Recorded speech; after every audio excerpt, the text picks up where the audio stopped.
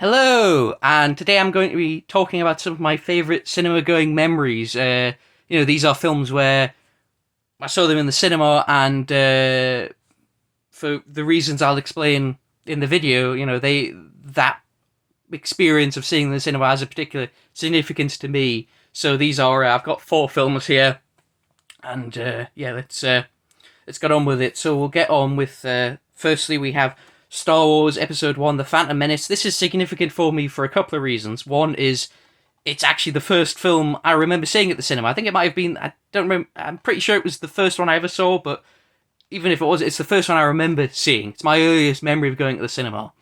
And actually seeing this, like seeing something, like the first time seeing something on the big screen and it being something like this, where I think even people who don't like this film will admit that back in 1999, this film looked amazing. Like the special effects, and everything just looked absolutely amazing. 24 years ago, blimey. Seeing something just so visually stunning as a 4-year-old, I think was a real mind-blowing experience, and I think it might have actually made me fall in love with the movies. The cinema experience was seeing this. It really, really had a big impact on me. And again, I know some people will laugh because I know a lot of people hate this film, but yeah, I don't care. This, for me, at that age, this was a life-changing experience. So yeah, and the other reason it's a meaningful memory for seeing me, it was I won't go into details why, but it was the only film my dad ever took me to the cinema to see. Um, um, I won't. I don't want to go into why because that's. I don't want to go into personal stuff in the videos, but it's the only one he ever took me to see. So that's another reason why it's a fond memory for me. So that's The Phantom Menace. Next is another first. We have the first 18 certificate film I ever saw in the cinema. Yeah.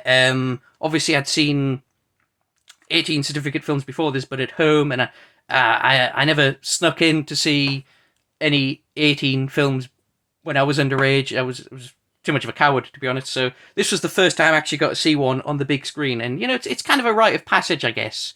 To see your first 18 at the cinema. That's when you become a man, is when you've seen an 18 certificate film at the cinema. But my first was Gone Girl, the David Fincher film, and it's a fantastic film. I rewatched it last month, and yet it's really, really good. Doesn't get talked about very. Like, it was really popular at the time. I remember, like, it was like really very popular. Got very great reviews. Was contended for awards and things, and then people don't really talk about it anymore, which is a shame because it's, like I say, I rewatched it and it's still a fantastic film. Definitely worth a watch if you haven't seen it. Next we have Ridley Scott's The Martian. So the reason this one is significant to me is when I went to see this, I was having the most miserable week, like just awful week or two before I went to see this. Again, I don't want to go into why. I don't want to go into the personal stuff, but for things in my personal life, I was really just depressed and miserable. So my friend Robert said, he messaged me, he said he was going to go see this, did I want to come with him? And I thought, sure, yeah, I've got nothing better to do. And I think seeing this really, really cheered me up. It really made me feel better. Seeing the story and seeing how I kind of, obviously Matt Damon, if you haven't seen this, Matt Damon, he's part of a scientific mission on Mars, and then they have to leave, but then he ends up getting accidentally left behind, and he's sort of stuck there, and basically he's trying to survive, and then they're trying to mount a rescue mission to come and get him, and seeing this really, it sort of made me think, you know what, things are bad now, but they might get better. Things, as hopeless as situation in my life seems now, it can get better. So it was just the film that I needed at that particular point in my life. It really was, and it really just made me feel a whole lot better. And I actually, because it was such a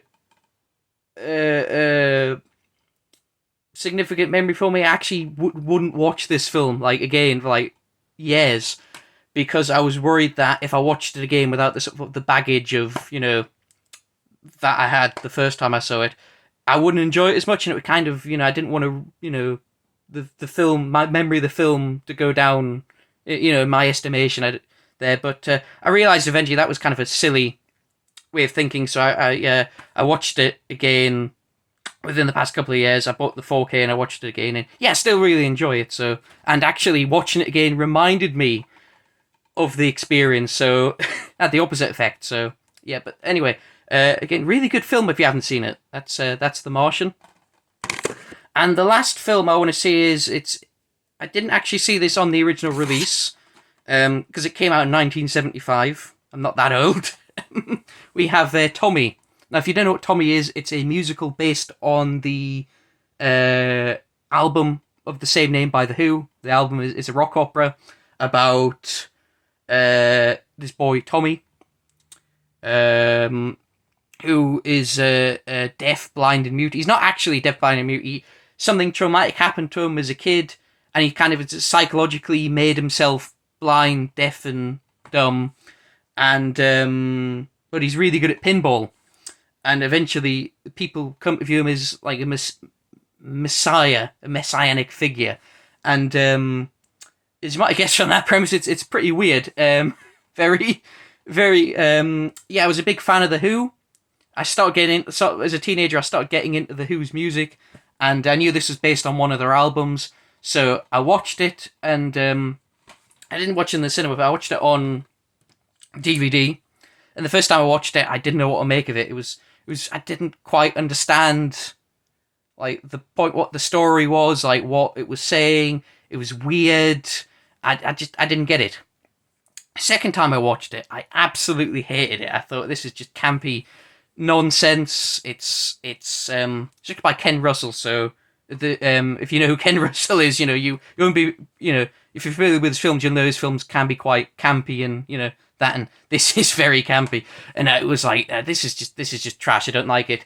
And then several years later, I find out that there's in Whitley Bay, there is a film festival. I live in Newcastle, but Whitley Bay is nearby. There's a film festival every year. Actually, funnily enough, the lady I work with, my co-worker at the moment, actually is the one who runs it, coincidentally. But at the time, I didn't know her. Because I hadn't started my job yet, but this film festival is on every year, and one year they were showing this, and but they also Roger Daltrey, who was the lead singer of The Who, and he also plays Tommy in the movie. There he is on the back there. He was doing a Q&A afterwards, so I thought, well, I don't really like the film, but I'll go and see it because hey, get to see Roger Daltrey and do a Q&A. You get to see him in. There, so I watched it. Technically it wasn't at a cinema. It was at the Whitley Bay Playhouse, which is a theatre, as in like a theatre where they put stage plays on.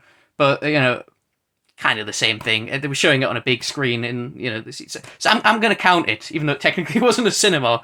And movie started, and it finally clicked with me. I finally got it. I'm like, oh, I understand the film now. I really appreciated it. Watching it again, I think especially on a big screen where you can be more immersed.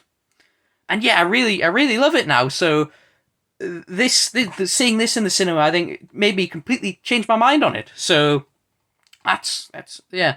Same thing happened with the 2001: A Space Odyssey. Actually, like first time I saw it at home, bored out of my mind. Second time I watched it with my friend Alice.